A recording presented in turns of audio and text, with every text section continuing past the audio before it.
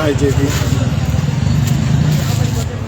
आज महाबोधि महाविहार मुक्ति आंदोलन का 5वां दिन है और इस 5वें दिन में आज छत्तीसगढ़ के साथी लोग सहभागी हुए हैं। उनका बहुत बहुत धन्यवाद। यह आंदोलन बहुत महत्वपूर्ण आंदोलन है। महाबोधि महाविहार मुक्ति का आंदोलन ये भारत में बौद्ध धर्म पुनर्जीवित करने का आंदोलन है। महाबोधि महाविहार पर किसका कब्जा है? कुछ लोग कह रहे हैं हिंदुओं का कब्जा है। ये गलत है। महाबोधि महाविहार पर हिंदुओं का कब्जा नहीं है। महाबोधि महाविहार पर ब्राह्मणों का कब्जा है। तो बहुत सारे लोग सोशल मीडिया में पूछ रहे हैं कि भारत आज़ाद हो गया है और ये इंटरनेशनल धर्मस्थल है बौद्धों का, तो फिर आप क्यों आंदोलन कर रहे हैं?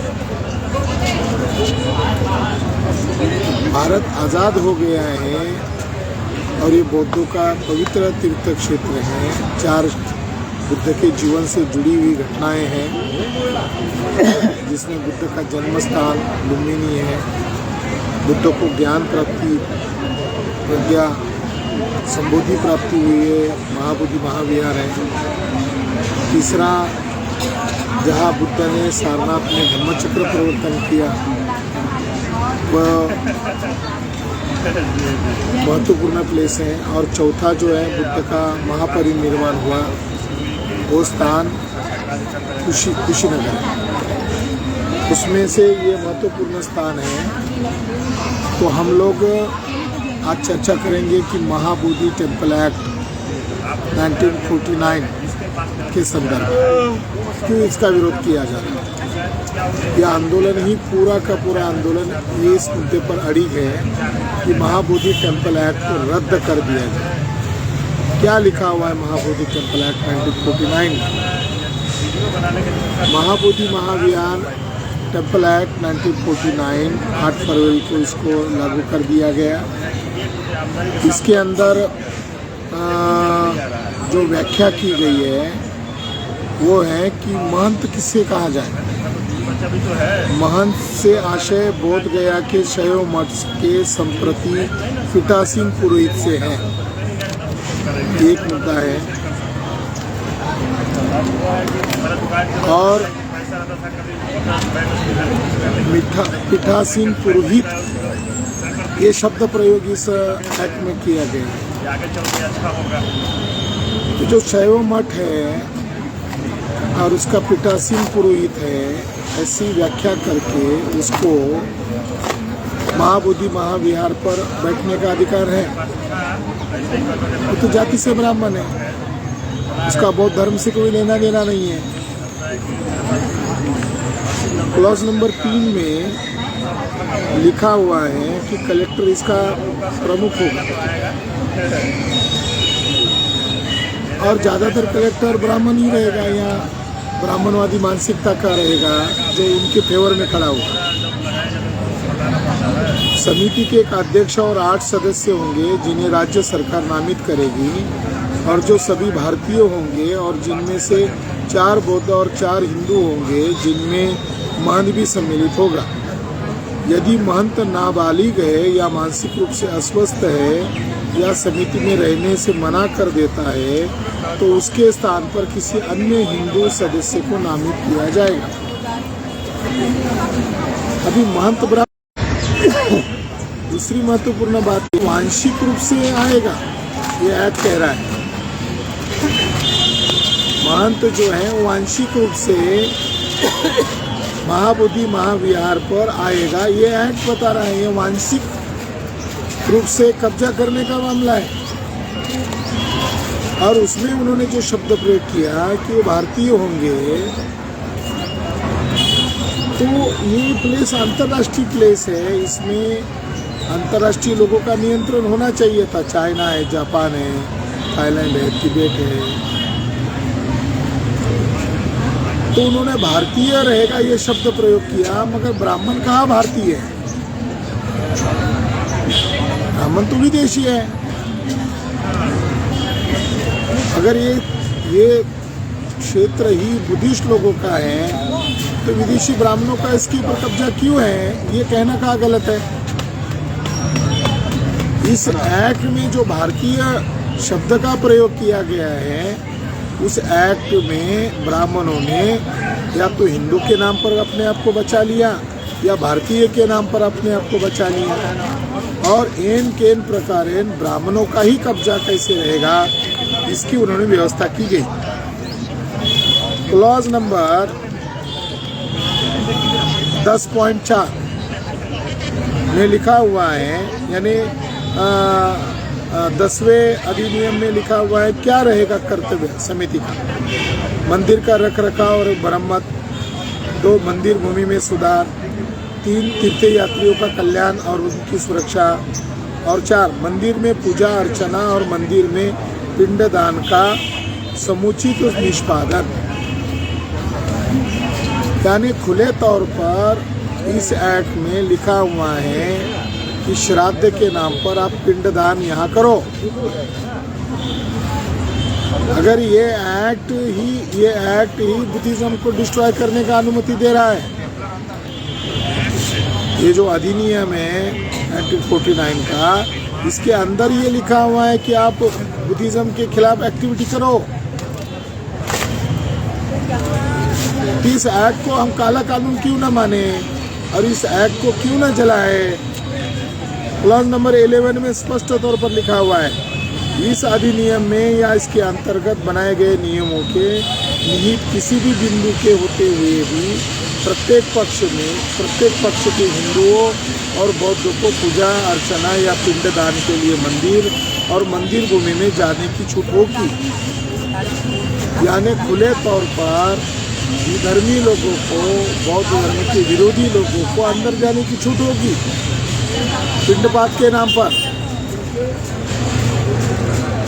तो ये अधिनियम बौद्ध धर्म की इस पवित्र भूमि का अवमान करने के लिए बनाया गया है, इसकी जो गरिमा है इसको खराब करने के लिए बनाया गया है, या यूँ कहा जाए ब्राह्मणों का वर्चस्व ही इस महाबोधि पर कैसे रहे, ऐसे इस ढंग से इसको बनाया गया है। और क्लॉज नंबर 12 में स्पष्ट तौर पर लिखा हुआ है, संप्रति प्रभावी किसी अधिनियम में निहित किसी भी बिंदु के होते हुए भी यदि मंदिर या मंदिर के भूमि के उपयोग को लेकर हिंदुओं और बौद्धों के बीच में कोई विवाद होगा तो राज्य सरकार का निर्णय अंतिम होगा।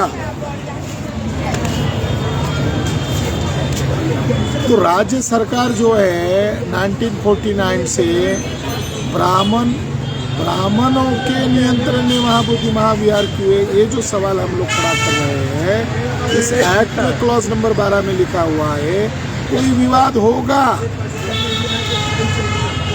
कौन सा विवाद है? विवाद है कि गैर बुद्धिस्ट लोगों का महाविहार पर कब्जा क्यों है।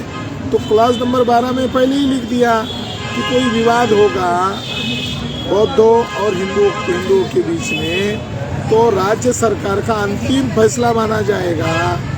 तो राज्य सरकार जो है, नीतीश कुमार की जो सरकार है, तो कई बार बिहार के सरकार बनाई उन्होंने, तो उन्होंने ये एक्ट के अनुरूप ही काम किया, इस एक्ट के खिलाफ तो कोई काम ही नहीं किया। विवाद है और राज्य सरकार का अंतिम फैसला माना जाएगा, तो ऐसे कानून को हम क्यों माने? ऐसे कानून को तो चौक में जला देना चाहिए, जिसमें स्पष्ट तौर पर लिखा हुआ है विवाद होगा बौद्ध और हिंदुओं के नाम पर, अर्थात ब्राह्मणों का, तो इस विवाद का अंतिम फैसला राज्य सरकार करेगा। राज्य सरकार ने अब तक क्या किया? इस बिहार के अंदर शिवलिंग बिठा दिया। क्या किया राज्य सरकार ने? और वो काला काम, करतूतों का काम समिति के लोगों ने किया। उसके अंदर उन्होंने बुद्ध की 5 मूर्तियों को 5 पांडव घोषित कर दिया। वो जो वहाँ पर स्ट्रक्चर है, बुद्धिस्ट स्ट्रक्चर है, इसकी दीवार पर लिख दिया ये सनातन धर्म का केंद्र है। गवर्नर और सभापति कह रहा है ये शिवालय है। राज्य सरकार क्या कर रहा है? तो राज्य सरकार जो है ये समिति के अनुरूप व्यवहार कर रहा है, बर्ताव कर रहा है। और समिति के पंडे लोग क्या कर रहे हैं? समिति के पंडे लोग महाविहार की गरिमा को खराब कर रहे हैं, महाविहार को ब्राह्मणों का घोषित कर रहे हैं। ब्राह्मण धर्म जो है ये ब्राह्मण धर्म थोपने का काम है बौद्ध राष्ट्रों पर भी। इस स्थान को ब्राह्मणों की जगह घोषित करके बौद्ध धर्म को अंतर्राष्ट्रीय स्तर पर रोकने का काम है। और इस षड्यंत्र के खिलाफ हम लोग महाबोधि महाविहार टेम्पल के सामने लगातार आज 5वें दिन अमर अनशन पर बैठे हुए हैं। देश भर के लोगों को ये बात समझनी चाहिए कि महाबोधि महाविहार ये ब्राह्मण धर्म के लिए मृत्यु घंटा है, ये उसके लिए मौत का न्योता है। वो इतने आसानी से इसको छोड़ने वाला नहीं है। इसके लिए हम लोगों को अमर अनशन पर बैठना पड़ रहा है। तो देश और दुनिया के लोग इस आंदोलन को समर्थन दे रहे हैं। भारतीय लोगों को, भारत के SC ST OBC मूल निवासी बहुजन लोगों को इसका समर्थन देना होगा और इस आंदोलन को जन आंदोलन में रूपांतरित करना होगा। इसके लिए आप इस अधिनियम का विरोध जताएं, जिस अधिनियम में बौद्धों के धर्म क्षेत्र पर कानूनन कब्जा किया है। ये कानून ही एंटी कॉन्स्टिट्यूशनल है, ये कानून ही विश्व धरोहर का जो एक्ट है उसके खिलाफ बनाया हुआ है और ये विदेशी ब्राह्मणों का कब्जा घोषित करने वाला कानून है। और इस एक्ट में लिखा है कि भारतीय हिंदू होने चाहिए 4, तो भारतीय का है, वो तो विदेशी है। DNA के अनुसार महंत भारतीय का है, DNA के अनुसार महंत ब्राह्मण जो है विदेशी है, उसका DNA भारतीय नहीं है बल्कि उसका DNA विदेशी है। और जो विदेशी लोग हैं उनका भारत पर कब्जा होना नाजायज घोषित करते हैं। धन्यवाद। फिनिश कर दो सर।